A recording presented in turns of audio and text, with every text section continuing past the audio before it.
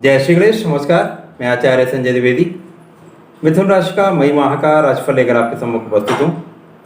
मई माह मिथुन राशि के लिए किस प्रकार का रहने वाला है, क्या लाभ मिलने वाले हैं, कौन सा भाव अत्यंत प्रबल हो रहा है, कहाँ पर समस्या आ सकती है तथा उनका क्या निराकरण है, संपूर्ण विश्लेषण में करने जा रहा हूं। 1 मई को जो ग्रही स्थितियाँ हैं वो इस प्रकार होंगी। पंचम भाव है वहाँ पर तुला राशि बनती है, जहाँ पर केतु का गोचर चल रहा होगा। इसी प्रकार से नवम भाव में जो अति बलवान भाव हो रहा है वहाँ पर शनिदेव स्वयं अपनी हिमबुद्ध त्रिकोण कुंभ राशि में होंगे, साथ ही साथ वहाँ पर मंगल भी होंगे।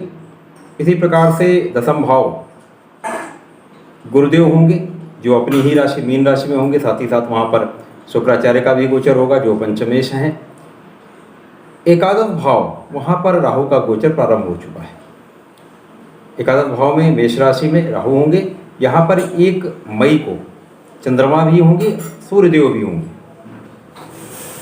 द्वादश भाव में लग्न तथा राशि के स्वामी बुध होंगे। ये संपूर्ण ग्रह स्थितियाँ 1 मई की हैं। इसी प्रकार से माह के मध्य में सूर्य का राशि परिवर्तन होगा, सूर्य अपनी राशि का परिवर्तन करेंगे तथा ये बुध के साथ द्वादश भाव में प्रवेश कर जाएंगे। इसी प्रकार से शुक्राचार्य का राशि परिवर्तन होगा माह के अंत में। शुक्राचार्य दसम भाव को छोड़कर लाभ भाव में प्रवेश करेंगे। मंगल का परिवर्तन होगा, मंगल नवम भाव से निकलकर दसम भाव में प्रवेश करेंगे। मिथुन राशि के स्वामी बुध हैं जो 2 केंद्र के स्वामी हैं, लग्न के स्वामी तथा सुख भाव के स्वामी हैं। लग्न तथा सुख के स्वामी का माह के प्रारंभ से ही माह अंत तक द्वादश में रहना ये कुछ समस्या करता है। यहाँ पर क्या कुछ आपको शारीरिक कष्ट हो सकता है, कुछ मानसिक कष्ट में वृद्धि हो सकती है, व्ययों में वृद्धि हो सकती है। आपके परिश्रम बहुत करना पड़ेगा। माह के प्रारंभ में ही सूर्य का गोचर लाभ भाव में जो पराक्रमेश, साथ ही साथ वहाँ पर धन्य भाव के स्वामी जो चंद्रमा होते हैं उनका भी गोचर 1 मई को लाभ भाव होगा। तो ये बहुत अच्छी स्थिति है। परंतु लग्न जो द्वादश में है कुछ निर्बल है। आंशिक रूप से कुछ समस्या होना, आपको तनाव होना या कुछ मौसम के रोग होना, चर्म रोग से संबंधित कुछ समस्या हो सकती है। तो इस तरह के रोग हो सकते हैं। परंतु यहाँ पर ये शुक्र की राशि में है, वृष राशि में है, तो ये एक एडवांटेज भी है कि यहाँ पर बहुत नेगेटिव इफेक्ट नहीं मिलने जा रहा, क्योंकि शुक्र की स्थिति बहुत बलवान है। शुक्र अपनी उच्च अवस्था में होंगे तो यहाँ पर ये आपको लाभ मिलता है। शुक्र द्वादश भाव के कारक भी हैं, तो बहुत नेगेटिविटी नहीं मिलने वाली। कुछ कहीं न कहीं छोटे मोटे मौसम के रोग हो सकते हैं या कुछ तनाव में वृद्धि हो सकती है। यहाँ कुछ आपको सतर्क रहना होगा, अपने स्वास्थ्य का ध्यान रखना। जो आपका धन भाव है, धन भाव के स्वामी जैसा मैंने बताया वो चंद्रमा है। चंद्रमा का गोचर माह के प्रारंभ से ही लाभ भाव में होगा, तो ये माह आपको लाभ देने से ही प्रारंभ हो रहा है। तो धन का लाभ निश्चित रूप से इस माह में आपको होगा। साथ ही साथ आपका पराक्रम बढ़ा रहेगा। पराक्रम से आपको शिक्षा में प्रगति होगी, पराक्रम से आपके शिक्षा प्रतियोगिता में सफलता मिलेगी, आपके संतान का पक्ष बलवान होगा। साथ ही साथ यहाँ पर आपको संतान से सुख भी मिलने वाला है। कुछ जो संतान पक्ष है वहाँ पर राहु का दृष्टि का प्रभाव होना, परंतु वहाँ पर तुला राशि बनती है, शुक्राचार्य के मित्र की राशि, तो कोई बहुत बड़ी कोई समस्या नहीं होने वाली। यहाँ जो आपका सुख भाव है, जैसा मैंने बताया कि उसके स्वामी स्वयं बुध हैं जो आपकी राशि के स्वामी हैं। यहाँ पर आपके सुख साधनों में वृद्धि निश्चित रूप से होगी, परंतु सुख का बहुत उपभोग कार्य की अधिकता के कारण, कुछ तनाव के कारण, कुछ समस्याओं के कारण आप उतना उपभोग नहीं कर पाएंगे।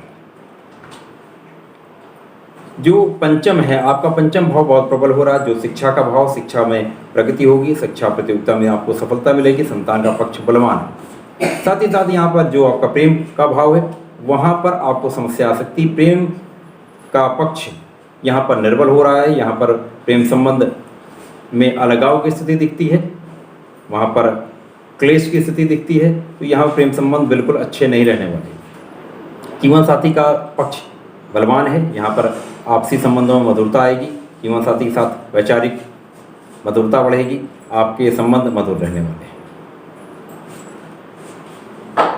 जो बहुत प्रबल भाव, जैसे मैंने प्रारंभ में बताया था, वो आपका नवम भाव, भाग्य भाव। यहाँ से आपका भाग्य बलवान हो रहा, आपके भाग्य में बहुत वृद्धि हो रही, क्योंकि जो आपके भाग्य के स्वामी शनिदेव अपनी ही मूल त्रिकोण में बैठे, तो इसके भाव के प्रभाव में कई गुना वृद्धि कर रहे हैं। साथ ही साथ वहाँ पर मंगल भी होंगे, मंगल जो आपके लाभ के स्वामी, तो मंगल लाभ के स्वामी हैं और शनिदेव के साथ बैठकर आपके भाग्य को बहुत प्रबल कर रहे हैं। तो भाग्य से आपके लाभ में बहुत वृद्धि होने वाली है, आपको लाभ मिलने वाले हैं, आपको कार्यक्षेत्र से लाभ मिलने वाला, आपको संतान पक्ष से लाभ मिलने वाला, आपको शिक्षा से लाभ मिलने वाला, आपके भाग्य में बहुत वृद्धि होने वाली, भाग्य की उन्नति होने वाली। आपका कार्यक्षेत्र का जो भाव है उसके स्वामी गुरुदेव बृहस्पति हैं, जो आपके सप्तम के भी स्वामी हैं। तो गुरुदेव बृहस्पति का अब अपनी राशि में बैठना, केंद्र में बैठना, तो केंद्र का एक बहुत बड़ा राजयोग बना रहा है, जिसे हम हंस नामक राजयोग कहते हैं। इसी प्रकार से यहाँ शुक्राचार्य का अपनी उच्च अवस्था में होना, उच्च राशि में होना, साथ में गुरुदेव के साथ होना, ये प्रबल राजयोग बनाता है, जिसे शंख नामक यह राजयोग कहते हैं। तो ये दोनों राजयोग पूरे माह आपको बहुत बड़ा लाभ कराने वाले हैं, जिसके कारण आपके जो विवेक में वृद्धि, आपका ज्ञान बहुत बढ़ने वाला है, आपका ज्ञान से आपको बहुत लाभ मिलने वाला है, आपको कार्यक्षेत्र में बहुत प्रगति करने वाले, आपके कार्यक्षेत्र से आपको ऐश्वर्य की प्राप्ति, धन की प्राप्ति, आपके सुख संपत्ति की प्राप्ति, भूमि भवन वाहन का योग निश्चित रूप से बन रहा है। साथ ही साथ जिन लोगों का विवाह नहीं हुआ है, उन जातकों का 100% इस माह से विवाह का योग प्रारंभ हो चुका है और आपका विवाह 100% होगा, कहीं कोई समस्या नहीं। आपका धन भाव बहुत प्रबल हो रहा, धन भाव में वृद्धि हो रही, धन का भाव प्रबल होने से आपको बहुत बड़ा धन का लाभ मिलने वाला। इसी प्रकार से आपके षष्टम पे दृष्टि होने का आपको समस्त कष्टों से मुक्ति का योग दिख रहा है। लाभ भाव में राहु है, राहु बुध के मित्र हैं, यहाँ पर लाभ भाव में उनका होना अब आपको जीवन में लाभ कराने जा रहा है। तो यहाँ पर लाभ में वृद्धि का योग दिखता है।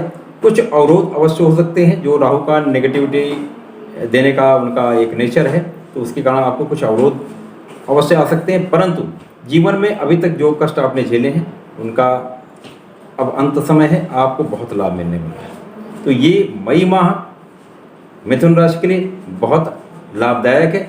कुछ स्वास्थ्य समस्याएं हो सकती हैं, जहां पर आपको ध्यान रखने की आवश्यकता होगी, कुछ सतर्क रहना होगा, तनाव नहीं लेना है, क्योंकि ये बहुत शॉर्ट पीरियड की समस्या है। उसके बाद जीवन में बहुत प्रगति का योग दिख रहा है, बहुत आप उन्नति करने में बहुत अच्छा माह रहने वाला है।